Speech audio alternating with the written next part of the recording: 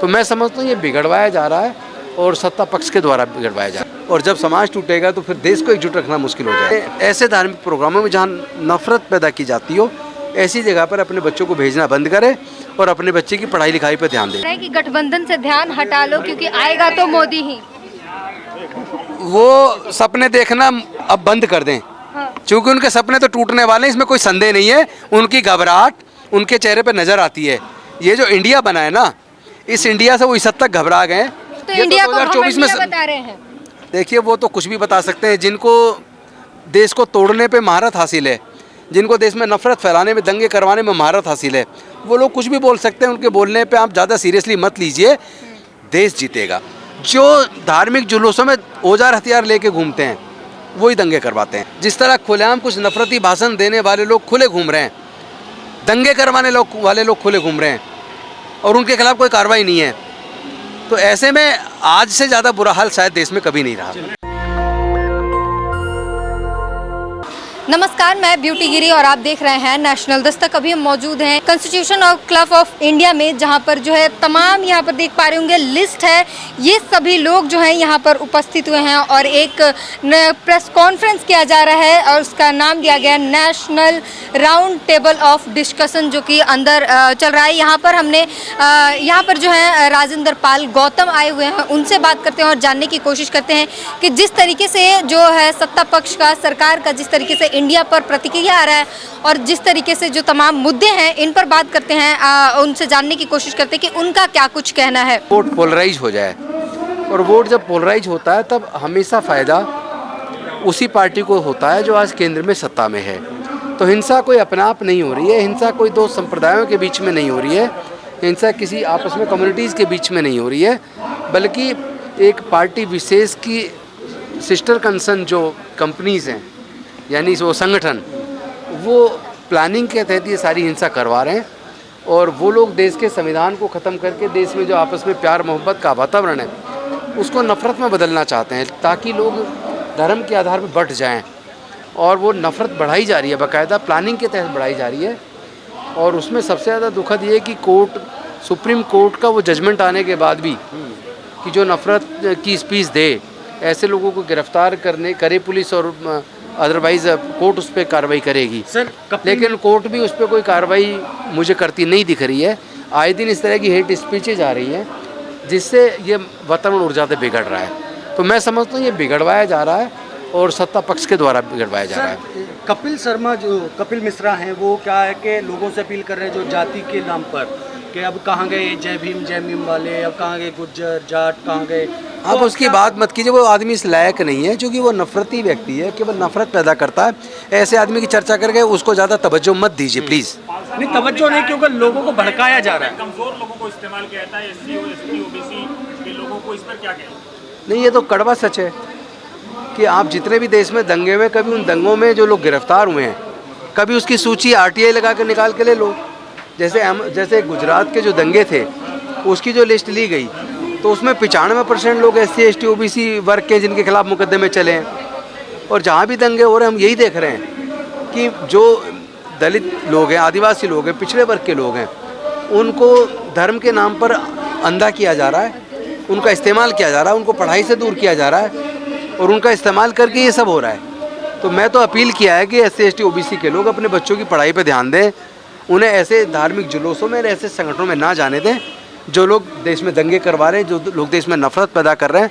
क्योंकि नफ़रत से देश कमज़ोर होगा और समाज टूटेगा, और जब समाज टूटेगा तो उसको जोड़ना बेहद मुश्किल हो जाएगा, और जब समाज टूटेगा तो फिर देश को एकजुट रखना मुश्किल हो जाएगा। सर, दिल्ली संसद के अंदर अध्यादेश पास हो गया है, कैसे देख रहे हैं?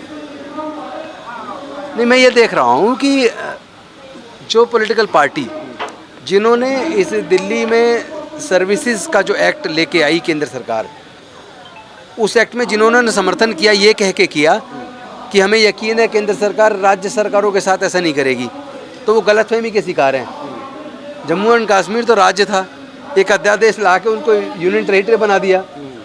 तो अगर केंद्र सरकार ज़्यादा पावरफुल बनेगी, कोई पार्टी इतनी ज़्यादा पावरफुल तरीके से सत्ता में आएगी, तो वो कल को कुछ भी कर सकती है।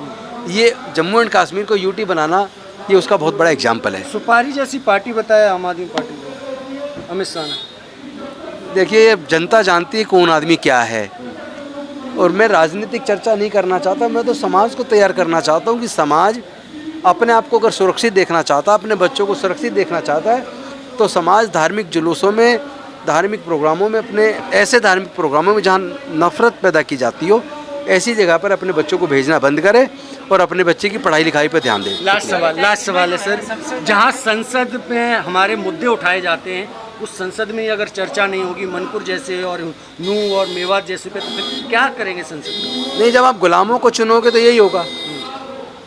आप गुलामों को चुनना बंद कीजिए।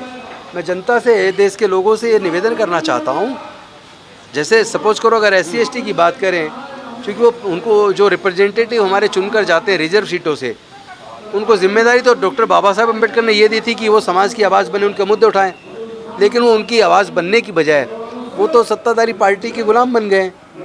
अगर वो अपनी भूमिका निभाते तो इनका एक भी ऐसा, कोई भी ऐसा एक्ट पास नहीं हो सकता जो जनता के खिलाफ हो, लेकिन आज तो सारी चीज़ें जनता के खिलाफ पास कर रहे हैं।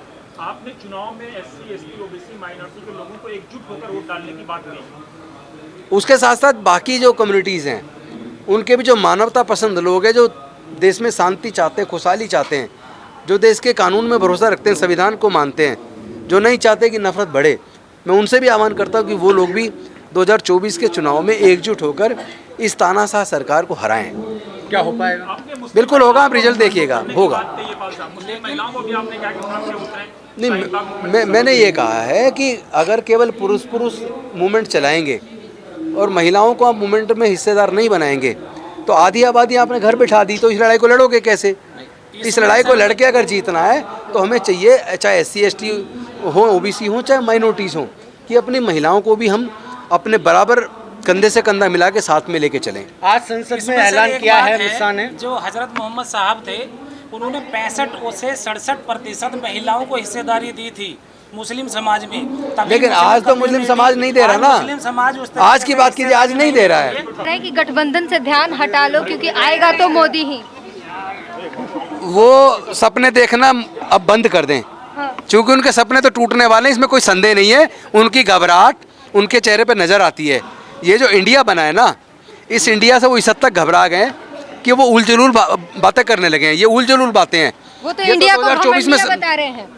देखिए, वो तो कुछ भी बता सकते हैं। जिनको देश को तोड़ने पे महारत हासिल है, जिनको देश में नफरत फैलाने में, दंगे करवाने में महारत हासिल है, वो लोग कुछ भी बोल सकते हैं। उनके बोलने पे आप ज़्यादा सीरियसली मत लीजिए। देश जीतेगा, ये भी इंडिया जीतेगा, इसमें कोई संदेह नहीं है। दंगे करवा कौन रहा है? ये तो सबके सामने है। इसको नाम में अभी अपने भाषण में भी मैंने बोला, जो धार्मिक जुलूसों में औजार हथियार लेके घूमते हैं वही दंगे करवाते हैं। तो ये भी कहते हैं सर, ये भी कहते हैं कि जो लोग, जिन लोगों ने सत्ता पाने के लिए इमरजेंसी लगा दी थी, वो तो कम से कम लोकतंत्र की बातें ना करें।